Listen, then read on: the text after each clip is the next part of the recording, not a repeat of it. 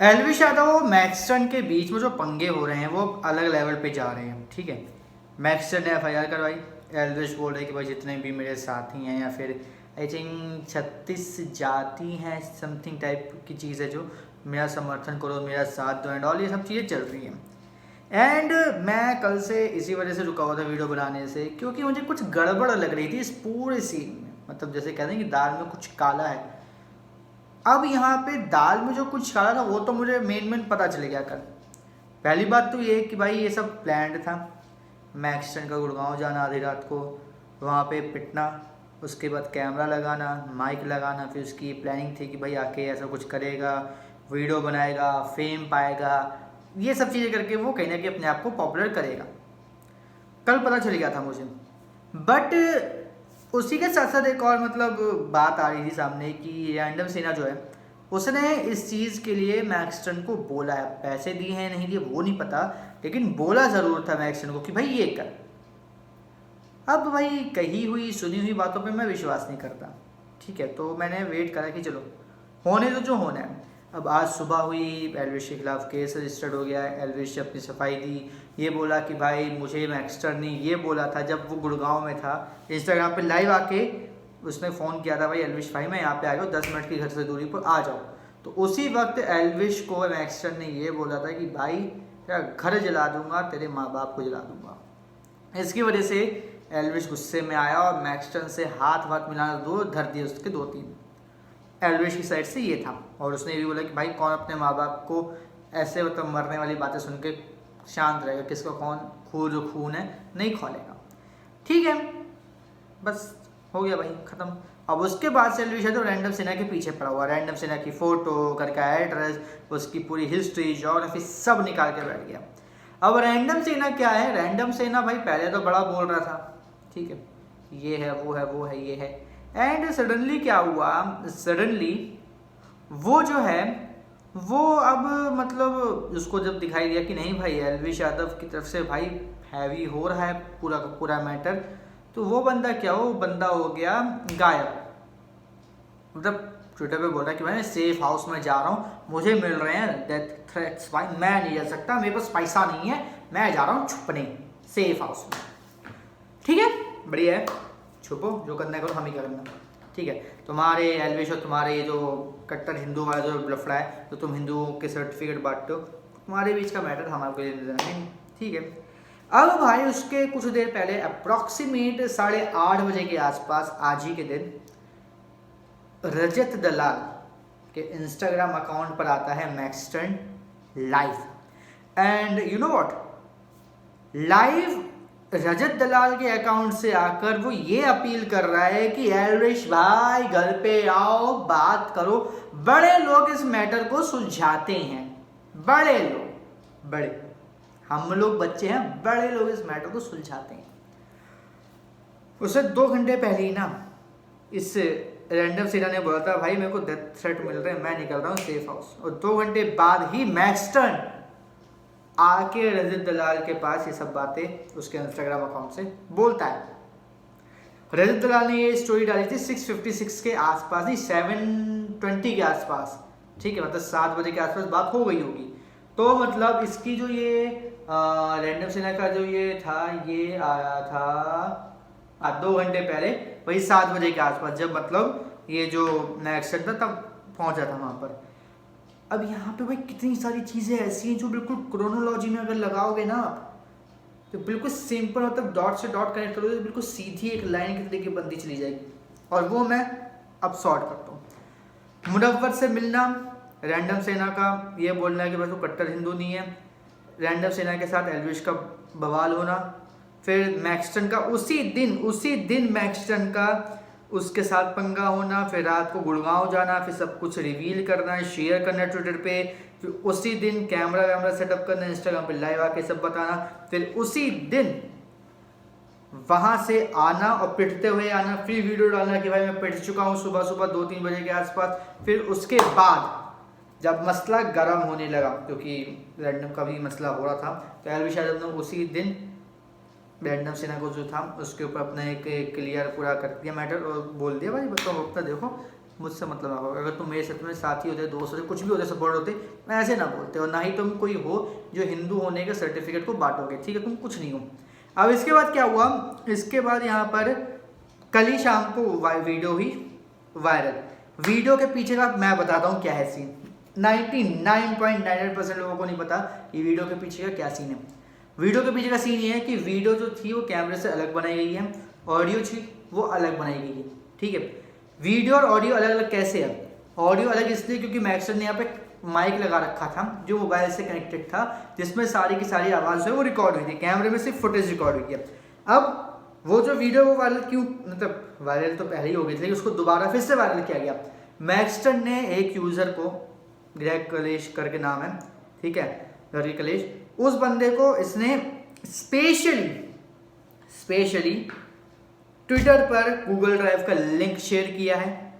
Link में video और audio दोनों दी है। घर के कलेश वाले बंदे ने अपने मोबाइल में ऐप डाउनलोड किया इन शॉर्ट, उसमें वीडियो ऑडियो दोनों को मर्ज करा।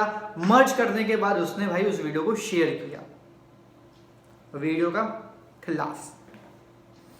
वीडियो के खत्म होने के बाद क्या हुआ, रात को ही बंदा मेरे ख्याल से 11:30 बजे के आसपास वीडियो डालता है, पूरी 15 मिनट के आसपास की, 13 मिनट समथिंग के आसपास, कि भाई मेरे को मारा गया, ऐसा हुआ वैसा हुआ, स्पाइन पे मारा गया, मोबाइल यूज़ किया गया, फलाना यूज़ किया, ढिमकाना यूज़ किया, और मैं चाहता हूँ एल्विश के खिलाफ हो अटेम्प्ट टू मर्डर का केस और उसको पुलिस में भेजो, ठीक है, क्योंकि पुलिस वाले मेरी नहीं सुन रहे, लेकिन अब हमें आपके सपोर्ट की ज़रूरत है। और अगर मैं मतलब मुझे कुछ होता है तो इसका पूरा का पूरा जिम्मेदार होगा एल्विश।